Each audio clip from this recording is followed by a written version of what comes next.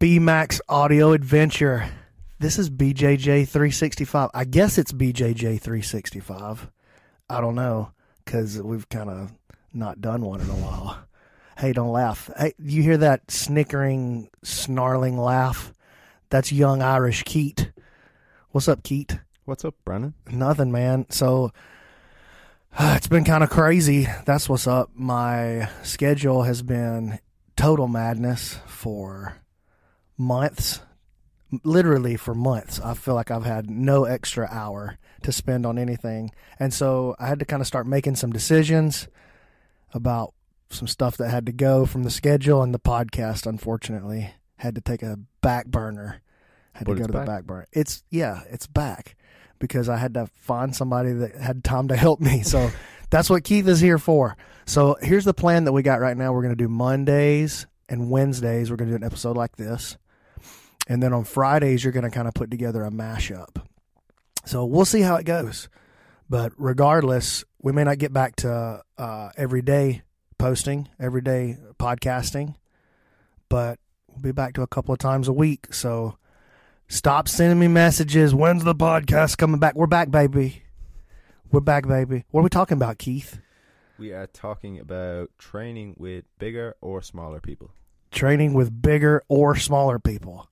What if somebody's like bigger, you know, they're like a spiritual giant, but they're a tiny little person? It's kind of like you. Hey, man, I'm not that tiny. You're bigger than me, but... Hey, I think you got to talk into the microphone, player. You feel bigger.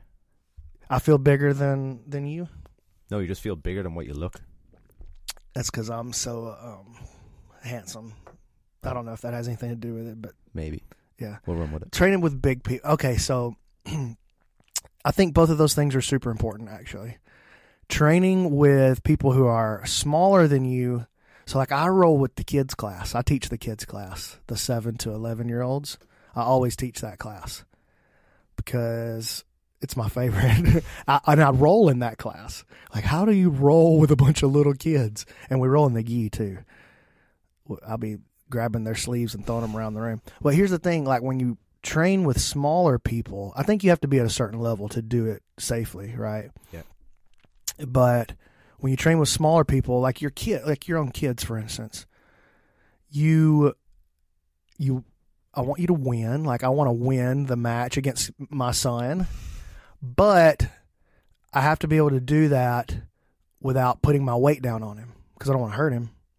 And I have to be able to do that without being stronger than him because I don't want to hurt him. And I have to do that without being faster than him because I don't want to hurt him. So I'm only allowed to be light and technical and to trap him and to move around him. And so I learned that training with my wife rather early on, I would say. Not that early on because she was so much better than me for a long time.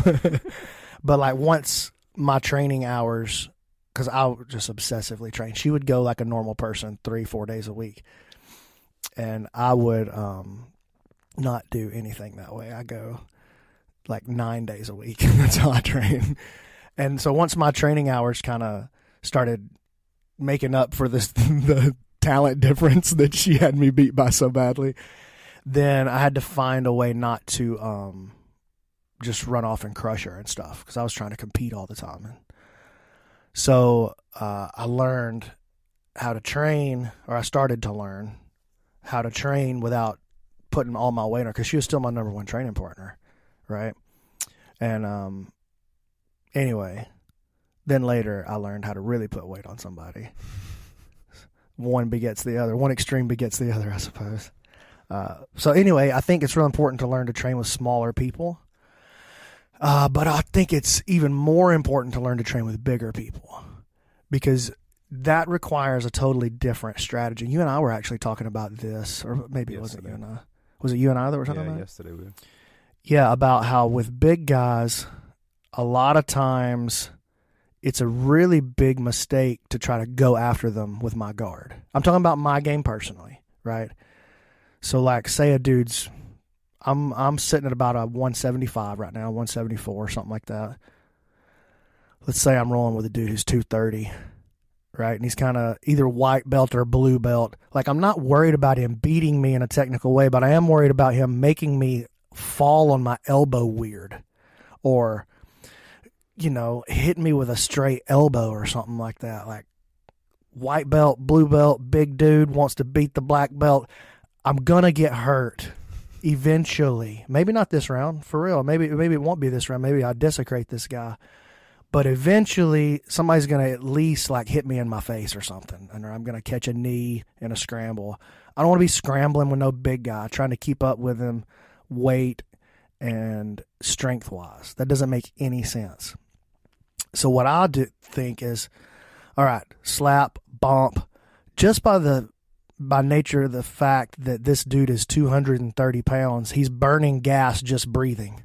Like, he's burning his resources. So I just want you to burn your resources for a long time. Just turn the engine on and let it idle. If nothing else, you know, if we can let it idle forever, you'll run out of gas. And the more that I can cause a big guy to disrupt his base, so like I just push him off balance, pull him off balance. He has to check and stay tense the whole time and stay in like worried about where he's going to put himself. Then he starts to be tense and be stressed, and he's burning more resource now. He's spending more gas. And so for me to try to go after him with my guard, it doesn't make a lot of sense because it puts me out of position, if that makes sense. Think about those big guys. A lot of times they'll sit back and they'll wait on you. It's like, oh my gosh, the triangle's right there. And as soon as you throw the triangle, he's been waiting on that for an hour. And he like big boys through the triangle attempt before you even get your ankles fully crossed, you know. He's been waiting on it. Or you try to arm drag and he just clamps down on you, whatever. He's just looking to get the top half and put his body weight on you. That kind of dude. Man, it makes a lot more sense to keep your defensive awareness at max and look for opportunities as he begins to become impatient and tired and frustrated, to look for ways to challenge his base, to challenge his sense of stability, challenge all of that stuff, and make him spend that gas. But I think it's super important to know how to roll with people like that in a way that you can stay safe, in a way that keeps them safe, in a way that still helps you win. So I think that you learn two totally different things about the martial art by rolling with a big guy and rolling with little guys. So that's what I got to say. What do you think, Keet? I think it's important to get those rolls in with the bigger guys. I'm not crazy about weight cutting for competitions. I find unless there's a lot of money on the line, I think the idea of jiu-jitsu is supposed to be able to handle a bigger opponent. So yeah, but it's supposed to be able to handle a bigger untrained opponent, right? Yeah. So that's kind of the idea, and so we kind of lose track of that in jiu-jitsu a little bit, don't you think? Like, oh, jiu-jitsu is supposed to allow the smaller, weaker guy to beat the bigger guy. Yeah, but we're talking about when skill sets are disparate, they're not close, right? Yeah. And jiu-jitsu, even when skill sets are similar, the smaller guy can beat the bigger guy, but it's usually because of the rule set of jiu-jitsu. Yeah. It's not. It's because the big guy didn't elbow him get an opportunity to crack him in his mouth. Like two black belts, one's 260, one's 130. Come on, there. Because of the rules of jiu-jitsu, sometimes that can work out. But get out of my face, dude. Even Gordon didn't tap a giant black belt the other day. You know what I mean? Yeah. So, think we're gonna do better than that? Probably not. Fair point. Like Caltera, as amazing as he is, he's not gonna. Most likely, he's not gonna beat Buchecha in a match. You know what I'm saying? But, or not in a match that involves striking or self-defense. Who knows though? Caltera may be packing some heat, and we don't know. Maybe he might do some Wang Chun. Secretly practicing some elbows. Caltera is a pretty amazing practitioner. He's pretty amazing to watch. Did you ever watch his half guard set? No. The 111 half guard techniques? No. That was a big mistake you made. Yeah. And that's probably why I'm getting smashed since I got here. Watch it. No, that's because you're terrible. Oh, yeah, that too. And I'm awesome. That's true. Sometimes. What else, man? Do we have any other questions? Or no? Wait, actually, how much longer we got? We got about, it's 10 minutes now. Oh yeah, let's don't do another question. We'll talk another topic. But here's what I will say: how's things going? Tell everybody about your little journey.